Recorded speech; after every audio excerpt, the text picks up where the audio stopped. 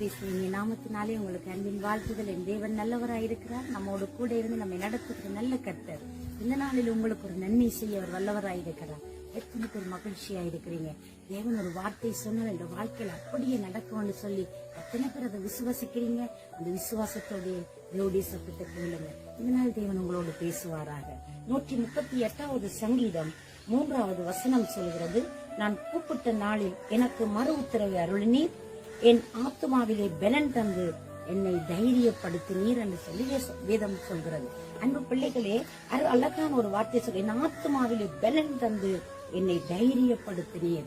என் ஆண்டவர் நான் கூப்பிடுகிற நாளிலே நீர் எனக்கு மறு உத்தரவு அருளினீர். அன்பு பிள்ளையே, இன்றைக்கு பாருங்களேன், சில சந்தர்ப்பத்துல நம்ம கூப்பிட்டா, போன்ல கூப்பிட்டா, நம்ம தெரிஞ்சவங்களை கூப்பிட்டா, சில நேரத்துல ரொம்ப வசதியா இருக்கிறவங்க நம்ம கண்டுகொள்ளாம போவாங்க, காணாதது போல போவாங்க, சில நேரத்துல கண்டுக்காமலே போய் விட்டுருவாங்க.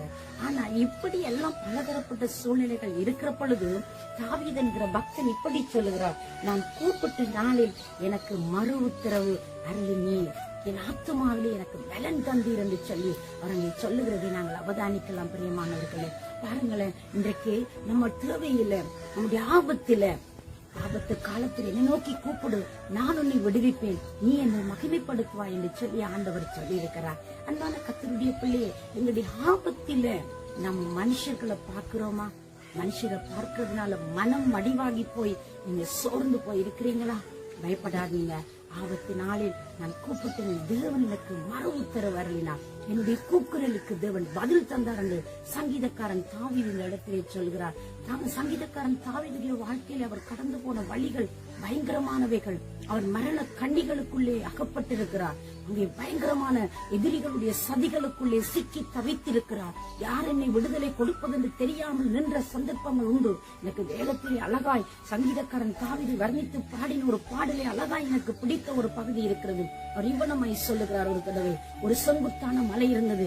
மலைக்கு அப்புறத்திலே சவுலும் அவருடைய படைகளும், இந்த பக்கத்திலே தாவீது தனித்த மனிதனாய் வேதனையோடு நின்று கொண்டிருக்கிறார்.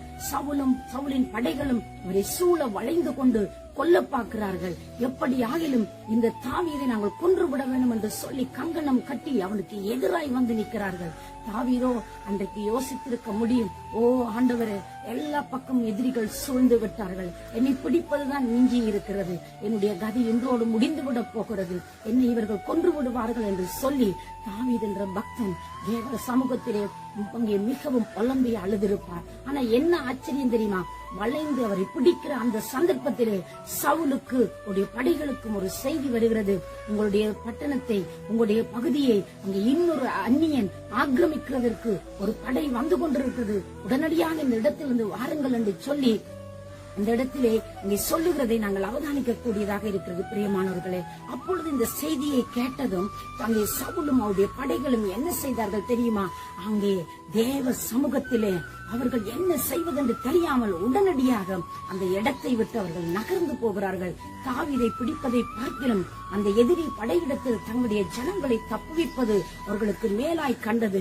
உடனடியாக அந்த நொடியிலே அவரை பிடிக்கிறதற்கு ஒரு சற்று தூரம், ஒரு கொஞ்சம் வினாடியிலே அந்த சூழ்நிலை அப்படியே தேவன் மாற்றி விடுகிறார். இதுதான் உங்களுடைய ஆண்டவருடைய அற்புதமான செயல். அந்த கணப்பொழுதிலே, ஒரு நொடி பொழுதிலே, ஒரு இமைப்பொழுதிலே தம்முடைய மக்களுக்கு அவர் ஆதரவு செய்வதும் அவர் தம்முடைய மக்களை விடுவிப்பதும் தான் என் ஆண்டவருடைய சிறப்பான குணாதிசயமாயிருக்கிறது. எனக்கு அன்பு பிள்ளைகளே, இந்த நாளிலும் நீங்கள் அப்படியா ஒரு இக்கட்டில தவிச்சு போய் இருக்கிறீங்களா? ஆண்டவரே, மனிதர்களுடைய உதவி இக்கட்டு நாட்களில் மனிதனுடைய உதவி விருதா என்று சொல்லப்படுகிறது, வீணானது, பிரயோஜனமற்றது என்று சொல்லப்படுகிறது. அந்த மனிதர்களுடைய உதவியை நாடி நீங்கள் மனமடிவாகி போயிருக்கிறீங்களா? மனம் சோர்ந்து போயிட்டீங்களா? தேவன் இன்றைக்கு உங்களுக்கு அற்புதம் செய்ய வல்லவராய் இருக்கிறார். அந்த இக்கட்டின் நடுவில் இருந்து கொண்டு, அது எப்படி கடினமான சூழ்நிலையா இருக்கட்டும், அது வேதனை நிறைந்ததா இருக்கட்டும், அது போராட்டம் நிறைந்ததா இருக்கட்டும், உங்களை பயப்படுத்துகிற சூழ்நிலையா இருக்கட்டும், நீங்கள் பயப்பட தேவையில்லை. பிரியமானவர்களே, அந்த நிலையில இருந்து தேவனை பாருங்கள். அதுதான் இங்கே பாருங்களேன், ஜோபு பக்தனுடைய வாழ்க்கையில் அவர் சொல்லுகிற காரியம், அவர் என்னை கொன்று போட்டாலும் நான் அவர் மேலே நம்பிக்கையாயிருப்பேன், அவர் என்னை கொன்று போட்டாலும் நான் அவரிலே தான் நம்பிக்கையாயிருப்பேன். ஆண்டவர் யோபு கொல்லையிலேயே அந்த பொல்லாத நிலையில இருந்து, அந்த கொலையில இருந்து, அந்த மரண கண்ணியில இருந்து தேவன் தூக்கி எடுத்து எதையெல்லாம் இழந்தாரோ அதையெல்லாம் திரும்ப கொடுத்தார். இதுதான் ஆண்டவருடைய சத்தத்தின் பிரதிபலனாயிருக்கிறது. இதுதான் தேவனை நோக்கி கூப்பிடுகிற பிள்ளைக்கு தேவன் செய்கிற அற்புதமான காரியமாய் இருக்கிறது.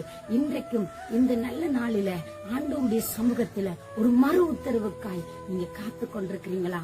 ஒரு வாலிப தம்பி நான் சந்திக்கிற பொழுது ரொம்ப துக்கத்தோடு சொன்னான், என் வாழ்க்கையில ஒன்றுமே நடக்குதில்லை, நான் எதிர்பார்க்கறது ஒன்றும் கிடைக்கிறது இல்லை, நான் என்ன செய்யட்டும் என்று சொன்ன பொழுது நான் சொன்னேன், உன் வாழ்வை அவருக்கு ஒப்புவித்து அவர் மேல் நீ நம்பிக்கையாயிரு, அவர் உன் காரியங்களை வாய்க்க பண்ணி அவர் பார்த்துக் கொள்ளுவார் என்று சொல்லி, நம்ம பிள்ளைய இன்றைக்கும் அதே தேவன் நம்மோடு இருக்கிறார். நீ எந்த கடினமான வழிகளுக்குள்ளாய் கடந்து போனாலும், யாரும் புரிஞ்சு கொள்ளாத ஒரு நிலையில இருந்தாலும், யாரும் உதவி செய்ய முடியாத சூழ்நிலைக்குள்ள நீ நின்று கொண்டிருந்தாலும், அந்த இடத்திலிருந்து உன்னை தப்புவிக்க வல்லவரே, உன்னை விடுவிக்க வல்லவரே, உனக்கு உதவி செய்ய வல்லவரே, உனக்கு மறு உத்தரவு கொடுக்கிறவரே, அழகு பார்த்து, அந்தஸ்து பார்த்து, அறிவு பார்த்து நேசிக்காத ஒருவரை உனக்கு அறிமுகப்படுத்தி கொடுக்க விரும்புகிறேன். அவர்தான் ஆண்டவராகிய இயேசு கிறிஸ்து.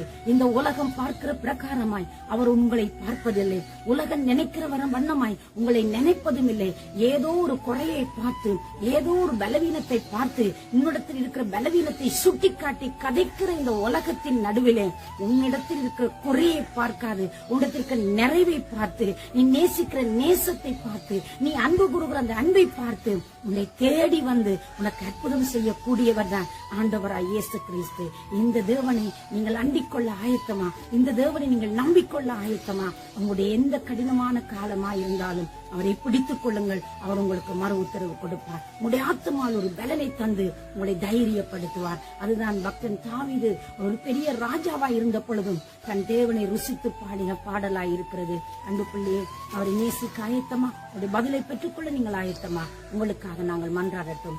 சர்வ வல்லமை உள்ள நல்ல ஆண்டவரே, இயேசு கிறிஸ்துவின் நாமத்தினாலே ஆண்டவரே, உம்முடைய பிள்ளைகள் கடினமான வழிகளுக்கூடாய் கடந்து சென்று உம்முடைய பதிலுக்காய் காத்துக்கொண்டு நிற்பார்களாய் இருந்தால், இந்த நாளில் அந்த பதில் உம்முடைய பிள்ளைகளுக்காய் வருவதாக ஒரு அற்புதம் நடக்கட்டும் சுவாமி.